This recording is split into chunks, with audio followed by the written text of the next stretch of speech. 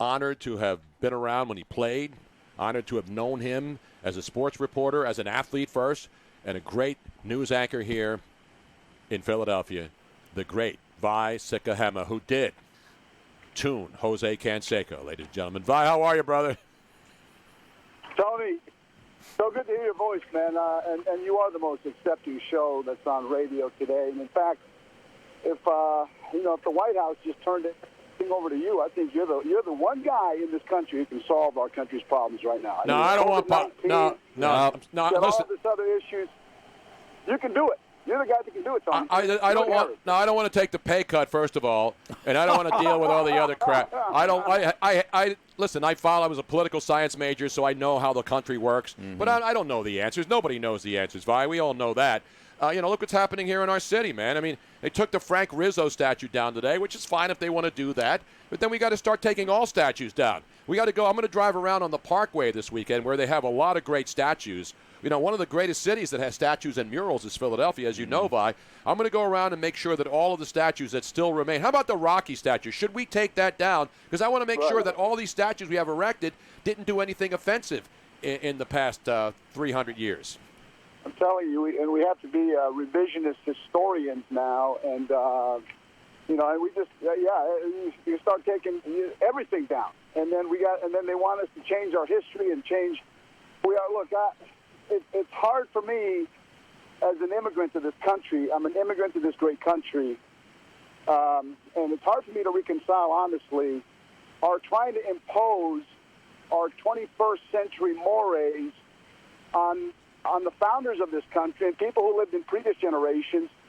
And I'm not saying they're right or wrong. I'm just saying that they dealt with their issues given their circumstances and what they were living up, and the limited knowledge and information that they had that we readily have now. And we live in a time of enlightenment, right? But we want to impose our enlightenment and our understanding of things the way that they are in the 21st century on people who lived in previous generations. I think that's unfair to them, and it's unfair to us. No, I hear you, and I'm not trying to get into the politics of this, but, we live in the city. I live in this city down here, downtown, where I grew up.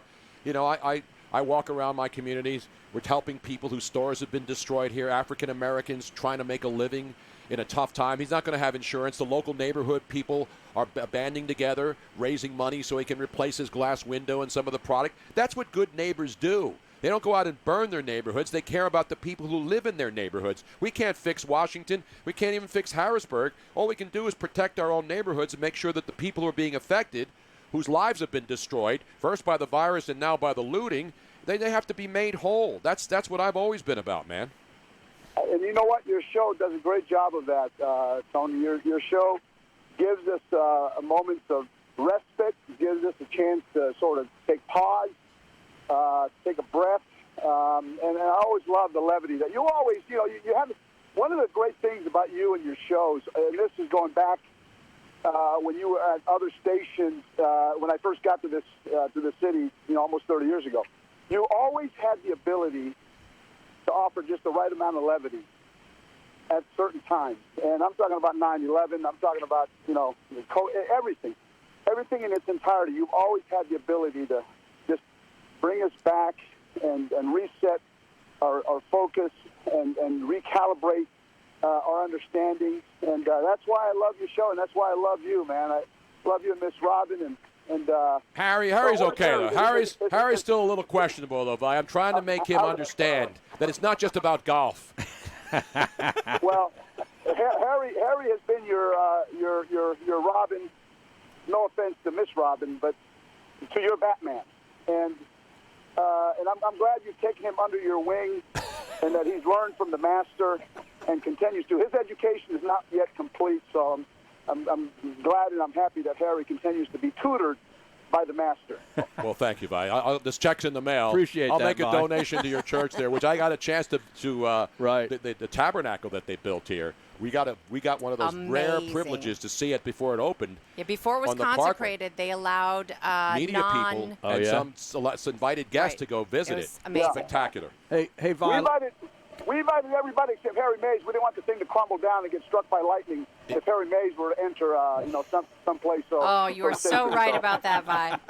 Hey, Vi, let's talk about what's been going on here for the past week or so from a news standpoint, and what the challenges that you guys go through from sort of reporting this story from both the, trying to show some of the positive side and the negative side.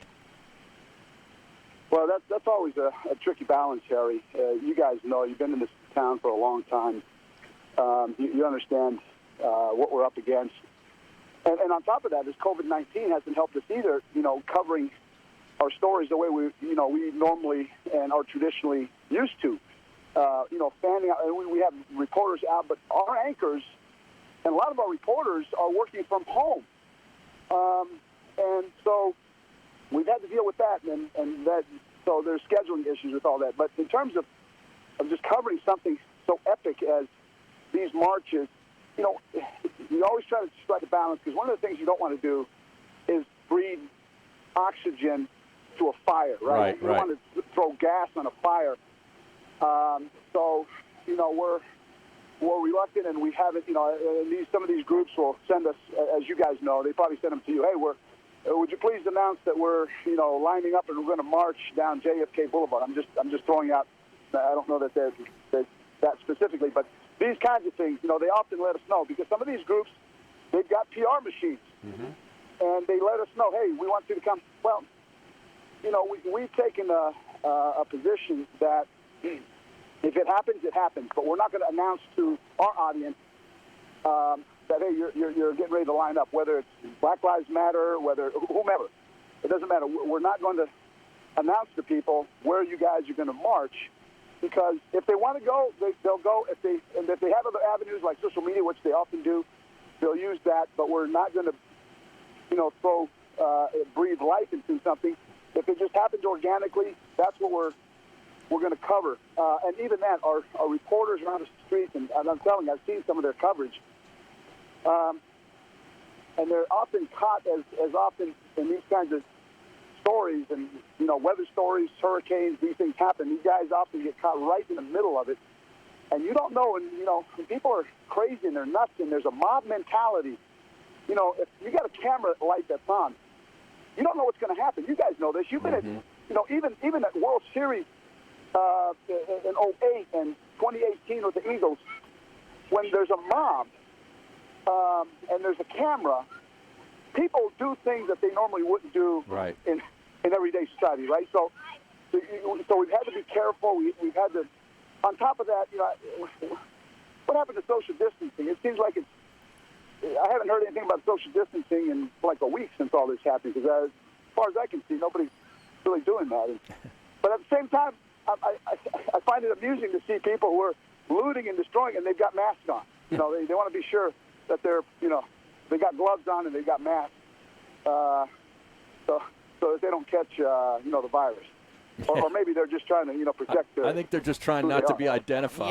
Yeah. The great Vai Sikahema at NBC 10 Philadelphia gets up really early in the morning and gets to see all the stuff as soon as he wakes up. I hear it all night and all day down here in South Philly. But it's the interesting thing about you. Obviously, you're a great athlete, Cougar, BYU, NFL. Eagle legend, obviously played in Arizona, and you look around, you've seen it from the athlete side, and now you made the transition to the news side, so you're pretty well-rounded and understand how all of this works now, because you've been doing it for so long.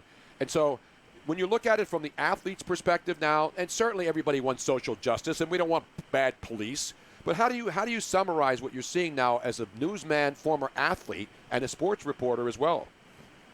Tony, you guys know this about my history, that I started boxing when I was a kid, and I found football, in high school. And the reason why that matters is this: when I was boxing as a kid, I boxed out of a PAL center. I was fighting out of a police athletic league, and so I was around cops since I was a young kid. And this was a time in the early '70s when the police were not so diversified as they are now. I don't remember seeing that there were, black cops that were involved at the Police Athletic League as I was growing up. So I've always, I've been around cops since I was a young boy. Then my father, when I was in high school, became the security guard at my high school, and he worked with resource officers who came, worked at. And so my point is this: I've had a different experience with cops, and some of it has had to do with the fact that I was around them when I was a kid, boxing in a PAL gym, in a PAL league, and so they knew who I was. And by the way, the other kids that boxed on my boxing team, there was one white kid named Chuck Walker. The other kids were all black, and we had one Hispanic kid. And so, and in the age of social media, it's been easier to keep track of where people are or follow what's happened to them since their lives. And of those kids that I was in that police athletic league boxing team with, only one spent time in prison. And yeah, I think the cops that worked with us sort of kept an eye on us. And we had a better appreciation for how hard their jobs were because, they were with us all the time. And when we became teenagers, we continued to box and they would continue to see us on the streets. Now, that said, I've been in cities where, as a professional athlete, where I've been stopped in the middle of the night, arriving from a road trip, driving a nice car, driving into my gated neighborhood where I've been stopped. And sometimes they recognize me and they let me go, and other times they didn't know who I was, and there was a lot of questioning. I get what I understand that. I get all of that. My point is simply this: that we can't paint with a broad brush that all cops are bad and that they're all that they're all rogue cops. They're not. There's some are, and you guys know that you probably have had rogue lawyers that represented you, and there's rogue doctors and everything else. But rogue lawyers are the best ones when you need them, though. Aren't they? Yeah, aren't they? Those are the ones that you really need. Yeah, the ones who I like the more rogue they are, the better they are. And if they've got a gold chain and the whole thing, then I think they're the guy. That's the guy I want representing me because he's probably done a little bit. He's been at Graterford for once or a couple of terms. So no, I get it. So I certainly understand in both from both areas how people feel, but. That said, the video that we saw last Monday was one of those things. It was like Rodney King. We were around. I came to Philadelphia that year. In fact, I saw the Rodney King video happen as I was walking through a terminal at Philadelphia International, coming here for the first time in Philadelphia for a workout with the Eagles. It was like April or March of '92.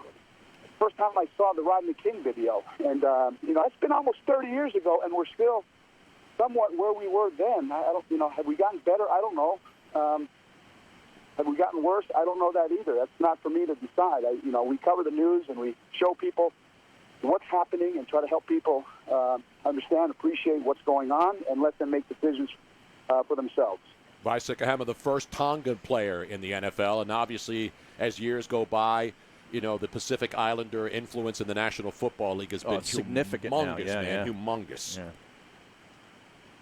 Well, we've got some really good kids. This kid, Tua Tagovailoa, is a special kid. I've gotten to know him really well. I went to see him play at Alabama in the fall, and know his parents, Nalu and Diane, really well.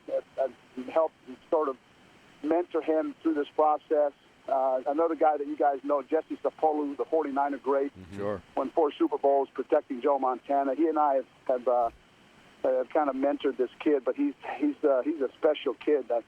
I'm real happy to see what's going to happen with him. And by the way, he's healthy, and I think he's going to be great. I'm excited to see his career play out. Hey, Vi, what's your take on athletic or professional sports teams making statements at times like these? Does that come through? Is that something that hits home? You mean in like terms putting of, out statements, via social media? Yeah, I honestly, Harry, I think this. Hockey, interestingly, have been the ones that have stayed quiet, right? I don't think I haven't heard much from them. Right. And if I were running a sports league, honestly, and I'm not saying because now everybody's being pushed to make a statement, say something. I think the more that you can just, as a sports league, and even athletes, I know there's lots of teams. I know this because I've talked to some players just in the last week. I've asked them if they would and not necessarily guys here in Philadelphia, but some of them have been instructed by their teams, look, just stay quiet. We just, we know there's a lot going on, but just remain quiet because there's always the potential to say something stupid or be cornered into, saying something, or you just kind of, on a whim, feeling kind of loosey-goosey and say something, and then it ends up going viral on social media. We don't want that. Right. That said, look, there's a lot of, in some leagues are more socially conscious than others. I applaud that. I think the NBA is probably out there more than the others, and they probably can teach the NFL and the other leagues something about staying out there. But you guys heard all the comments from Bryce Harper and that other nutbag from who's the other guy? The Tampa pitcher. Bay. That's Snellbrod down there. Blake Snell. Blake Blake Snellbrod Snell. down there in Tampa Bay. If you were there, if you were the owner of those clubs, would you tell them, hey, would you guys just shut? Would you guys just shut up? Would you just keep your mouth shut? Right. I mean, No, they're not because they're owed a lot of money and they got the power. And I don't have a problem with any athlete, any league, any person. This is America. You can issue it. Jeffrey Lurie looks like he had to wait and probably was forced into making a statement. That's the thing, Al. People are forced to have to say something, and everybody has the right to say something. And that's what I don't have a problem. It's just that when you say something, people then suddenly who disagree with you don't think you have the right to say it. That's the world we live in right now. And Tony, I also hate the people who are self-appointed. They're now self-appointed to teach everybody about white privilege or about whatever. Look, we're all adults. You don't need to teach me about that, and you don't need to teach me about that Black Lives Matter. I do know that Black Lives Matter. I also know that brown lives matter and blue lives matter, white lives matter. I get it all. But yeah, there are all these people that go on social media, and now they're self-appointed social justice warriors, and they're going to solve it. No, listen, let's. Here's how I've always felt. My contribution to this great country of ours, Tony and Harry, is what I do within the four walls of my home. Mm-hmm.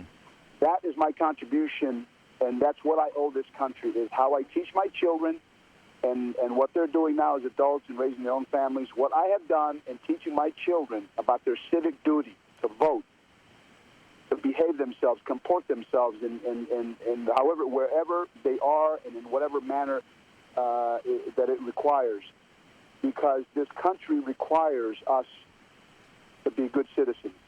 It just simply requires us to be good citizens because there's not enough police on this planet or in this country to handle all the craziness. It requires a people that will comport themselves and live their lives in a way that we respect each other and we respect our neighbors and one another. If we do that, then we don't need so much policing. If we don't, then we need everybody at Philadelphia PD to be rounded up and to monitor us. I don't want that. I want to live in a country where if you respect me, I respect you. We respect each other's property, our right to live, and I know there's a lot of people that don't have that, and given their circumstances, whatever it is. But I also don't like the being in a world where people are always being taught that they're victims. I teach my children. Listen, you're not victims. You are an agent unto yourself. You can act for yourself and do things.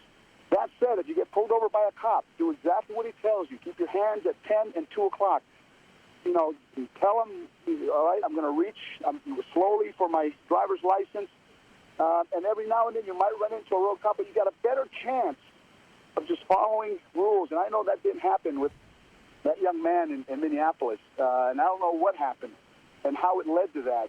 But nobody deserves to lose their life that way. But I'm just saying, from my vantage point, just as a human being, as a person of color who is an immigrant in this country, I fit all the boxes. You can check all the boxes. Immigrant, check. Man of color, check. All those things. But I still respect this country. And by the way, we came to this country because the third world country that we came from wasn't as good. And this country gave us a better opportunity to live and be free and do what we wanted to do and be who we wanted to be. But nobody provides those opportunities more or anywhere else better than the United States of America. You're making me get goosebumps, Vi. Roaring round of applause. You for are that a great one, American. And by the way, everybody who people who didn't get to see you play. You didn't play. You weren't here long in Philly as a player. Obviously, St. Louis, Arizona Cardinals, Green Bay yeah. for a year. But your impact in this city, and you've decided to stay here and work and live in this city, and that's a testament to this city being a great city, having people like you around. But Vai Sikahema and the whole thing, everybody, it's amazing how many people know that great Tony Kornheiser clip about the Jose Canseco thing. Are you still in the gym, and are you ready to take on any other of these phony other athletes who think they can beat you in the boxing ring? Tony and Harry, I just finished a 5-mile run. I will finish it off with a half-a-mile walk. I'm in tip-top shape. If there are any bums out there looking to get in the ring, I'm 57, but I'm in tip-top shape, and I'm ready to get in anytime, any place. Now, it's going to cost a little bit to get me in the ring, of course. You guys know that. Right. But I recognize that there'll be a little something for you guys if you guys continue to promote my cause and who I am and, what I can do. So, you guys can be my Don King and have the big hair and all that. But, we can do something. You know what I mean? I'm ready, man. I'm ready to promote you. I'll be your ring guy. We could call the fight. I'll be your who was the guy in Rocky? The Mick. Oh, no. Mick. No, you can be is it Bundini? Ali's guy? Oh, yeah. Bundini yeah. Brown. Yeah. No, but I want to be Mick. I want to be Mick from Rocky. Cut me, Mick. Cut me.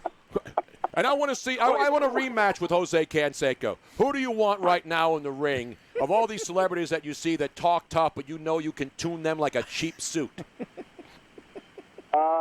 Jose is long past his. I tuned him up about 12 years ago. His expiration date is passed.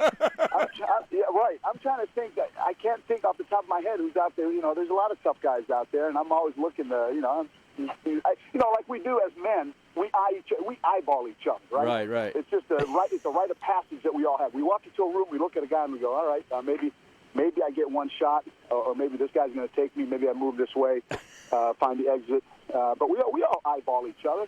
Exactly. But I don't know who's out there. Well, you know what's going to happen, though, Vi. Damon Feldman's listening. I know. And he's going to say, wow, I just heard Vai Sikahema on the Tony Bruno show on Sirius XM. He's ready to go. That he's ready, that he's training. He's ready. Everybody's talking about Mike Tyson and Holyfield and all these other guys. And here's Vi ready to go. Have you guys seen those videos? Yes. Oh, yeah. Iron Mike? All right, you against Iron Mike now, Vi. Oh, come on. You and Iron Mike for charity. Who wins? The one thing I know about Iron Mike is this. The power is the last thing that goes. The speed goes, quickness goes, stamina goes, but the power remains with you into your 80s. Wow. And you saw that in that video. I do not want to get caught in a corner. Except he couldn't tear the T-shirt, right? I know. On the wrestling, on AEW, Didn't you see that? AEW couldn't even rip open a T-shirt. Maybe it's time that I get in the ring with Mike. Hulk Hogan needs to give him some T-shirt ripping lessons. That's Mike Tyson. No, Vi doesn't need those lessons, No, I'm man. saying he needs to give him to Mike Tyson. Exactly. Yeah. We can set it up. I've been thinking about becoming a boxing promoter myself. Yeah. Bum fights, I tried that. It didn't work. But Damon's here in Philly. The opportunities are out there, Vi. Harry and I will be your ring guys. Yeah. Robin will be the ring girl. No, she won't be the ring girl. The card, she'll carry the cards. How many? So it's we only need like 1, 2, or 3. We don't need like 12 it's a 3-round fight. Yeah, it's going to be 3 rounds, right? Yeah. Can you go 3 rounds, Vi? 3 rounds. I can go 3 rounds, 3 minutes. What they typically do for these exhibition fights is you can give them 2 minutes or 1 minute rounds. I can go full 3. So he could go 9 minutes. Sometimes I can too, but it depends, what I've had to drink and what night it is. Wow. If I have to get up early. It always veers off to this. I know. Yes, it does. Right. Yes, it does, Vi. And that's why life is to be enjoyed, so you can have fun and say stupid stuff that doesn't offend anybody. But great. Let me put my hands. Everybody put your hands together. He is the great. From Tonga to Salt Lake City to South Dakota to South Jersey to Arizona, to St. Louis, to Phoenix, to Green Bay, to Philadelphia, and now all the way to the White House. Did I cover all your stops there? Right? Because you went Tonga. How old were you, Vi, when you came to the United States? I was 7 years old, Miss Robin. I was 7 years old. I turned 8 here in the States, so I've been here for almost 50 years. And by the way, Tony, I endorse the message that I just shared with you. I endorse. And, so we can do that, too. If boxing doesn't work out, let's make a run for the White House. Absolutely, let's yes. do it all, man. I need more snipers on the roof if I'm getting in there. I'm going to throw tear gas at those suckers if they come after me. Hey, Vi, Baldy would have to get a cabinet position, too, right? Baldy would need an ambassadorship because, as you both know, he spends most of his time, overseas. Right. He'd be the ambassador to Nepal, I think. Swimming with dolphins. Yeah, he could be that. He can give speeches from the top of Mount Kilimanjaro. Right. I think he'd rather have the ambassadorship to Italy, though. Yeah. Well, who wouldn't? I mean, come on. I got first dibs I on think that. that's Tony's I job. got first dibs on that. Can you be both president and ambassador to Italy? I'm going to Scotland. All right, Vi?